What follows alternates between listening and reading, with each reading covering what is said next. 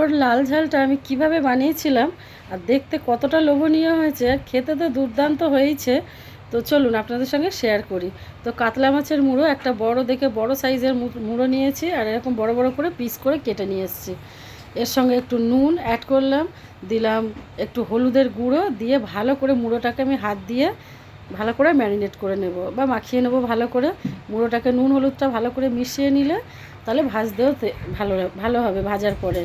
তো এরপরে কড়াইয়ে সর্ষের তেল দিয়ে মুড়োগুলো আমি ভালো করে উল্টে পাল্টে এপিট ওপিট করে ভেজে নেব। আর চাপা দিয়ে ভাজবো, যেহেতু ফাটবে তো যাতে ফেটে ছিটকে না আসে চাপা দিয়ে ভাজতে দিয়ে একটা মশলা করে নিচ্ছি। মশলাতে মিক্সি জারে আদা রসুন আর কাঁচা লঙ্কা দিয়েছি আর দেবো দুটো টমেটো। এই টমেটো দিয়ে এইবারে এর মধ্যে সমস্ত এই যে গোটা গরম মশলা সেটা দিয়ে আর মিক্সিটা আমি পেস্ট করে নিচ্ছি।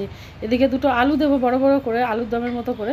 তো 4টে আলু আমি কেটে নিয়েছি এখানে ছোটো, এই যে টুকটুক করে আলুগুলো আমার কাটা হয়েও গেছে। এদিকে মুড়ো আমার ভাজা হয়ে গেছে। মুড়ো ভাজতে ভাজতে আলু কাটা আর আমার মশলা রেডি কিন্তু হয়ে গেছে অলরেডি। তো এই যে পেঁয়াজও কেটে নিয়েছিলাম, কিন্তু তেলের মধ্যে আগে আলুগুলো ভেজে নিই। দাঁড়ান, একটু লাল লাল করে আলুগুলো ভাজতে হবে, না হলে আলু তো না ভাজলে জানেন আলুর একটা গন্ধ থাকে, আর আলুর যে কাঁচাটে গন্ধটা স্বাদটাও পাওয়া যাবে না। আলুটা যত ভাজা যাবে স্বাদটাও ভালো পাওয়া যাবে। এর মধ্যে একটুখানি পেঁয়াজ, 3টে পেঁয়াজ সেটাও ভালো করে স্লাইস করে কেটে রেখেছিলাম, সেইগুলো দিয়ে ভালো করে আমি ভেজে নিচ্ছি। আর এদিকে একটু স্বাদ মতো নুন দিয়েছি, একটু হলুদ দিয়ে পেঁয়াজটাকে বেশ লাল লাল করে ভেজে নিতে হবে। ভাজা হয়ে গেছে আমার। আর এদিকে এবার মশলাটা যে করে রেখেছিলাম সেই মশলাটা ঢেলে দিলাম, দিয়ে চাপা দিয়ে দেবো, একদম সিম করে দিয়ে দিয়েছি। এবার ঢাকনা খুলে 5 মিনিট বাদে এর মধ্যে সমস্ত গুঁড়ো মশলাগুলো, লঙ্কার গুঁড়ো, জিরের গুঁড়ো, ধনের গুঁড়ো, একটু স্বাদ মতো নুন, চিনি, সমস্ত শুকনো মশলাগুলো দিয়ে ভালো করে আবারও নাড়াচাড়া দিয়ে বেশ খানিকক্ষণ ঢাকা চাপা দিয়ে রাখবো যতক্ষণ না তেল ছাড়বে।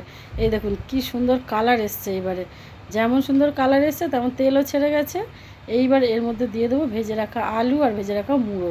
যে কোনো তরকারির আলুটা যদি ভেজে নেওয়া হয় না স্বাদটা দ্বিগুণ বেড়ে যায়, তার জন্য আলুটাতে ভেজে নিলাম। এখানে আলু না ভাজলেও হতো, কিন্তু এর সঙ্গে কষিয়ে নিলে তাও আমি ভেজে দিয়েছি। তো মুড়ো আলু ভালো করে কষিয়ে একসঙ্গে এরকম কষিয়ে 2 মিনিট মতো এর মধ্যে দিয়েছি একটু গরম জল। এখানে সব জলই দেওয়া যাবে, উষ্ণ একটু গরম জল দিয়েছি যাতে তাড়াতাড়ি হয়ে যায়। ব্যাস ভালো করে সিদ্ধ করে ফুটিয়ে নিলে 2-1 মিনিট একদম তৈরি হয়ে যাওয়া আমার লাল মুড়োর ঝাল। তো দেখুন কত সুন্দর কালার এসেছে। তো ভিডিওটা ভালো লাগলে লাইক কমেন্ট শেয়ার আর সাবস্ক্রাইব করে দেবেন।